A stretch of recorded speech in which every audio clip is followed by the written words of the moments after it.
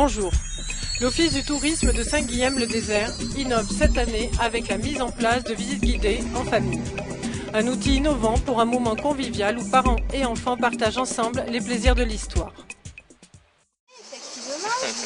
Et aussi, par exemple, exactement pour laver le linge.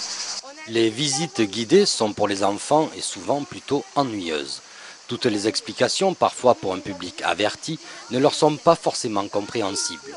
L'équipe de l'Office du tourisme de Saint-Guilhem-le-Désert a décidé d'y remédier. Il y a plusieurs membres de l'équipe à avoir trouvé qu'il manquait une offre adaptée aux enfants, aux familles en général, et qu'il fallait essayer de leur trouver un centre d'intérêt un peu plus ludique. La vie d'autrefois dans le village est riche et intéressante, et qu'on pouvait faire une petite thématique là-dessus. Rendre le moment plus ludique pour que les enfants s'intéressent. Ils découvrent l'histoire mise à leur portée et le contact rapproché avec le guide leur permet aussi d'interagir.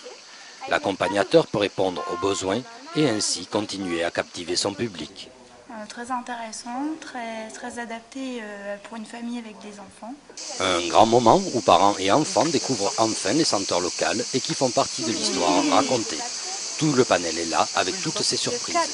Alors le cadre, c'est un arbre, c'est une espèce de genévrier. Sous cette grosse chaleur, une pause est bienvenue pour déguster des sirops que l'on fabrique avec des plantes d'ici. Thym ou coquelicot étonnent, mais le plus souvent avec de l'eau fraîche. Ils aiment. C'est bon ? D'une durée de 2 heures, ce parcours se termine par la visite du musée du Santon. Il a lieu tous les mercredis sur réservation. Renseignez-vous auprès de l'Office du tourisme de Saint-Guilhem-le-Désert pour plus d'informations. Du mobilier, design et écologique, c'est ce que propose Xavier Chéroux au travers de son entreprise Eco Design Bois. Installé depuis 3 ans, il bénéficie d'un coup de pouce en intégrant les locaux de l'hôtel d'entreprise de la vallée de l'Hérault. Recycler du bois vieux et usé et en faire du neuf.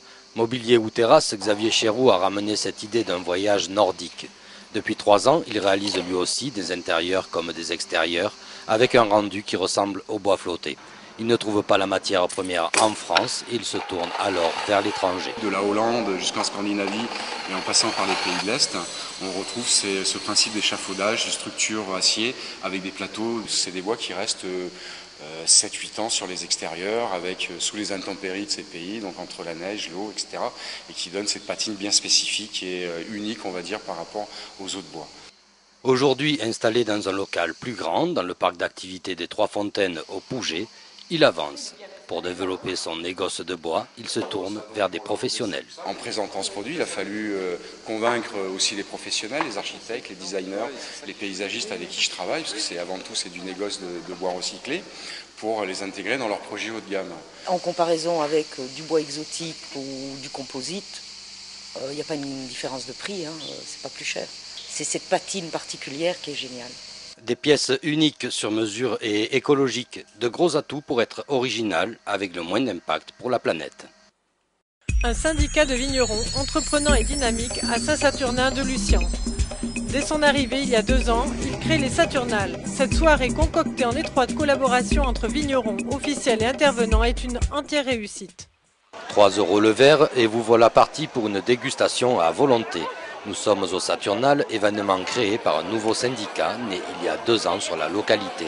C'est organisé par le syndicat du cru de Saint-Saturnin, qui a lieu 1 fois par an. C'est un événement d'abord avec une dégustation de tous les producteurs du cru Saint-Saturnin. Les producteurs, 8 au total, mais aussi, et c'est la nouveauté, la cave coopérative. Présents côte à côte, tous unis dans la même démarche, qualité et renommée. L'entente porte ses fruits et l'amateur ne s'y trompe pas. C'est une autre chose acheter les vins au supermarché ou les acheter ici. On peut discuter avec les cépages. Des cépages dans l'Écosse, c'est beaucoup plus dur pour les produits bien. On déguste, on rencontre les vignerons, on se laisse porter par les explications sur la production et la vinification. L'heure avance et il faut penser à se restaurer. Il y a le restaurant Le Pressoir qui lui effectivement ne sert pas de vin ce soir. Donc les gens achètent le vin aux vignerons. Et il y a la calandrette de Gignac donc, qui organise des tapas, des assiettes un petit peu plus simples. Cette dégustation où toutes les énergies se combinent, jouent le jeu et s'assemblent n'est que la 2e édition. Pourtant, près de 700 verres vendus pour l'occasion et de bonnes ventes pour les vignerons laissent croire au bon présage et aux décisions prises. Comme notre camarade Yvan Bertin, déjà en vacances, profitez de ce bel été pour rester en notre compagnie et découvrir les merveilleuses activités de notre territoire. Rien que pour vous, c'était Julie Martin de Cœur d'Hérault TV.